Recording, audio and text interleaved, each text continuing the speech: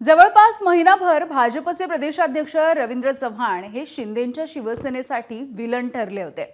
याचं कारण म्हणजे कल्याण डोंबिवलीमध्ये शिवसेनेच्या कार्यकर्त्यांची झालेली फोडाफोडी।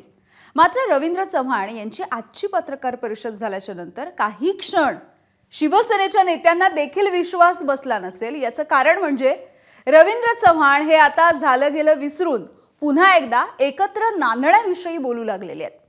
त्यांच्यामधला हा बदल नेमका कसा आणि कशासाठी झालेला आहे बघूयात। कल्याण डोंबिवलीतले शिवसेनेचे कार्यकर्ते फोडून आधी एकनाथ शिंदेंना डिवचलं, मात्र त्यानं मन भरलं नाही।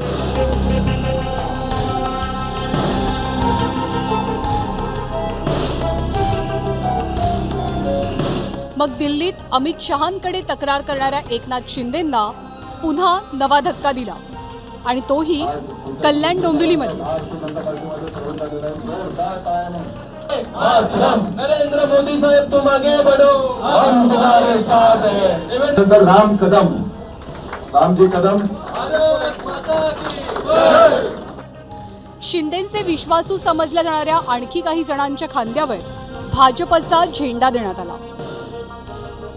देवाभाऊच्या भाजपशीच दोन हात करताना एकनाथ भाईंची शिवसेना शाब्दिक इशारा देण्यापलीकडे काहीच करू शकत नव्हती।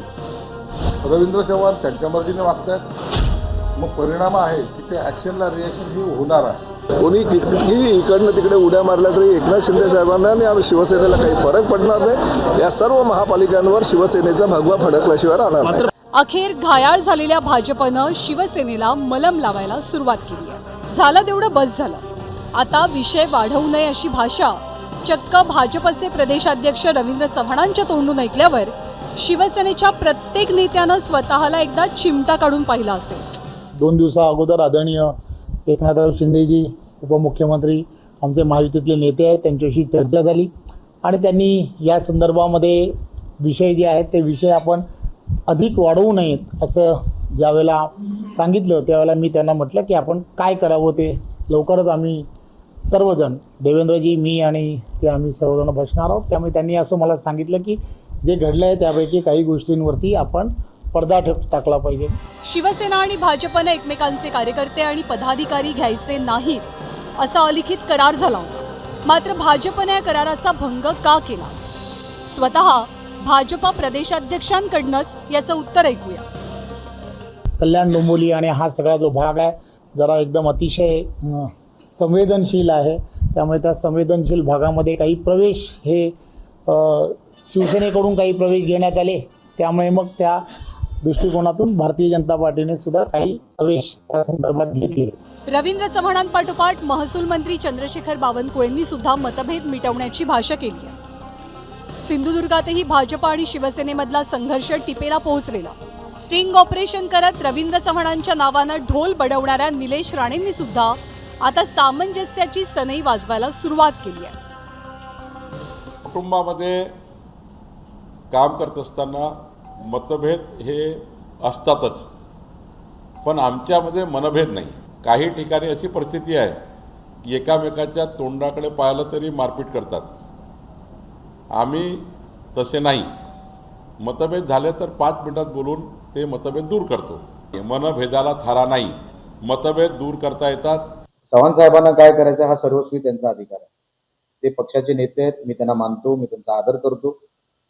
मी फक्त एक निवडणुकीची व्यवस्था समोर आणली। वैयक्तिक पर्सनल माझा चव्हाण साहेबांशी कसलाही वाद नाही, कधीच नसणार। मी त्यांना मानतो, नेता मानतो आणि माझ्या निवडणुकीत चव्हाण साहेबांनी मला खूप मदतही केलेली आहे, म्हणून त्यांच्या विरोधात मी नाही, कधीच नाही, नसणार। ॲक्शनला रिॲक्शन दिली जाईल असा इशारा संजय शिरसाट यांनी भाजपला म्हणजे रवींद्र चव्हाणांना दिला होता, पण आता त्यांची काय भूमिका आहे तीही पाहूया। रवींद्र चव्हाणांनी मी ऐकले की त्यांनी प्रेस कॉन्फरन्स घेतली आणि त्यांनी सांगितलं की आता आपल्यामध्ये वाद नसावेत, आपण एकमेकाच्या पक्षातले कार्यकर्ते घेणार नाहीत असं त्यांनी जाहीर केलं। मला वाटतं उशिरा का होईना त्यांनी एक चांगला निर्णय त्यांच्या पद्धतीने घेतला आहे आणि हीच भूमिका माननीय मुख्यमंत्री आणि उपमुख्यमंत्र्याची होती आणि त्या अनुषंगानेच आपण काम केलं पाहिजे। नगरपंचायत आणि नगर परिषदांच्या प्रचारादरम्यान ज्यांनी एकमेकांच्या विरोधात गळे काढले ते आता अचानक समजुतीचं काव्य गात असल्यानं महाराष्ट्र सुद्धा कन्फ्यूज झालाय. आता या समजुतीच्या काव्यात काही गनिमी कावा तर दडलेला नाहीये ना, याची चर्चा आहे. ब्युरो रिपोर्ट, एबीपी माझा. एबीपी माझा, उघडा डोळे बघा नीट.